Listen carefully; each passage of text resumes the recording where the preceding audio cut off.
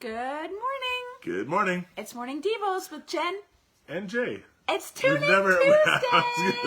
It's been a very long time since it's Morning Devos with Jen and Jay. And when I said Jay, I was going to go, whoo, because that's the Steve Bradley woot.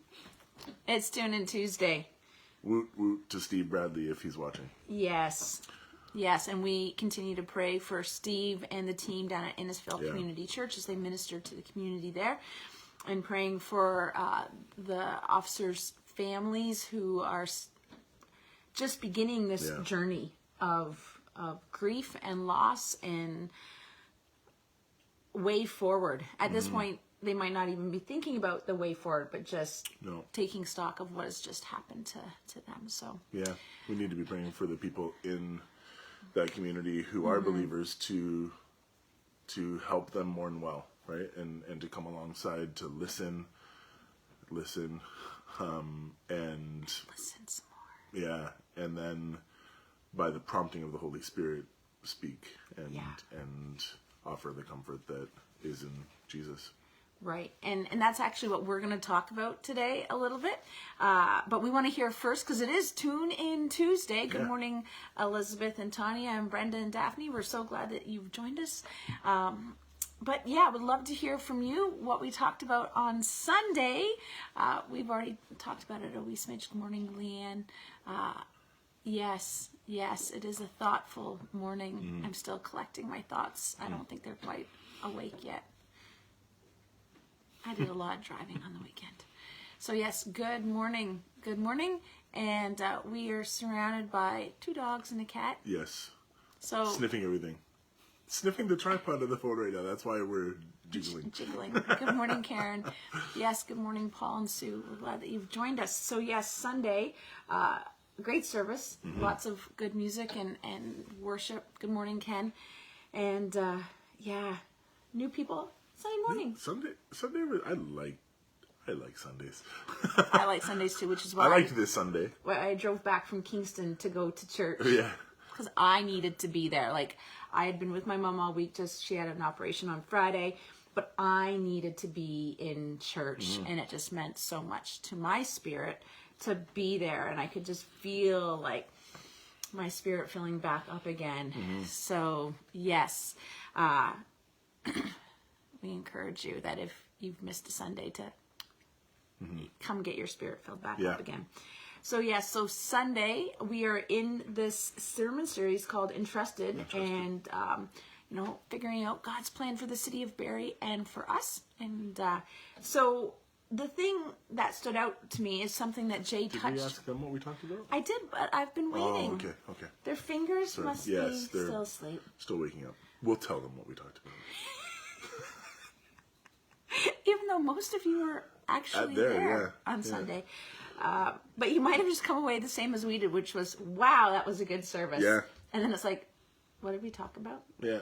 Besides Jesus. But Jay mentioned a little bit about the loss of these two family men, and how the believers in the Innisfil area now are entrusted actually to help them journey through this season of grief and loss, and what does the way forward look like. And that was the thing that stood out to me on Sunday, was Rob said, your faithfulness starts the journey for someone else. Yeah.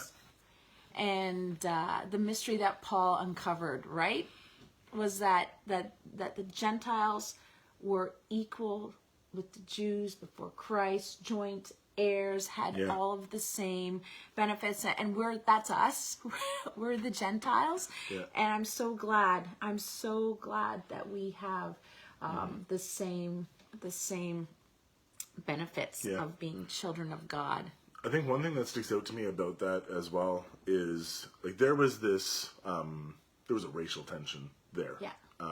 That was, the Jews saw themselves as God's chosen people and nobody else, right? And so this was really difficult stuff for them to hear that the Gentiles are fellow partakers with Jesus. Yes. And but I think we sometimes as Christians slip into a mentality where we are the the chosen people, and the world are they're like the dirty, downcast, not to be associated with, and we treat them similarly to the way that the Jews would have treated the Gentiles. And so I think that our perspective changes when we recognize that our neighbors, or the person in the checkout line, or our coworker, or whoever it may be, that they are made for the purpose of putting God's glory on display and becoming fellow partakers with us in the gospel. And so I think when we see that, that changes our approach and our understanding of how we should be living alongside of them. And then that leads to an invitation, right? Right. We have a quote here. Church is not a spectator sport. Yeah, totally. Just when Rob said he had prayed for an opportunity to share the gospel, and then the opportunity came up at the hockey game, and then he didn't take it, and then he felt so convicted, and I'm like, oh, why do you have to bring that up? Because on the way in Sunday morning, so I had driven back from Kingston, from seeing my mom, and coming in, and the lady down the hall said, oh, I just got back from where she had been, and we need to have coffee soon. And the nice part of my heart was like, I've been praying for this. The tired part of my heart was like, right now? Right? Because there is the old self and the new self that wrestles within us. And so it was like, okay, we've been praying for that opportunity. I've been praying for opportunities to connect with my neighbors. And here she's like, we have to have coffee soon. Yeah. And I was like, okay, Lord, I need to make the most of that. I need to step into that and then just trust. Because so often we want to have the one conversation and saved, done, great. That's not often the way the Lord does it. I think it's funny because I'm not sure, and I don't want to decide how everybody watching or the people of our church think, but I think that it's easy to believe that for you and I, they're pastors. It's easy for them. It's no problem. They do that for a living, and sometimes it might be, I don't know if I'm the right person for that. I'm not as skilled as Jay and Jen or whatever. But the reality is it's a struggle and a challenge for us. Sunday morning was, for me, a confirmation of some other conversations that I was having, where God was actually using the whole weekend to say, Jay, you're a good pastor. And he actually did say that, I think, through some of the things that I encountered on the weekend. But your neighbors don't know you as a pastor. The people that you encounter in your life don't know you as a pastor. They may know that you are a pastor, but they don't know you as a pastor, and different things. And so, just the call that we've been entrusted, and if we've been entrusted with this, then we have a responsibility as well. But the great thing is, as Rob shared with that, is if you're not sure how to do it, just ask, right? He's like, so just ask, because Jesus wants us to be sharing him with other people. There we go. Oh, I don't remember what I was saying now, but ask for opportunities, and ask for how to move forward in sharing your faith, and trust. Ask and allow him to do it, and it might be unconventional, right? Like as Rob shared about the family in the Middle East, where like go give a Bible to a guy who looks like a terrorist because he's carrying a gun.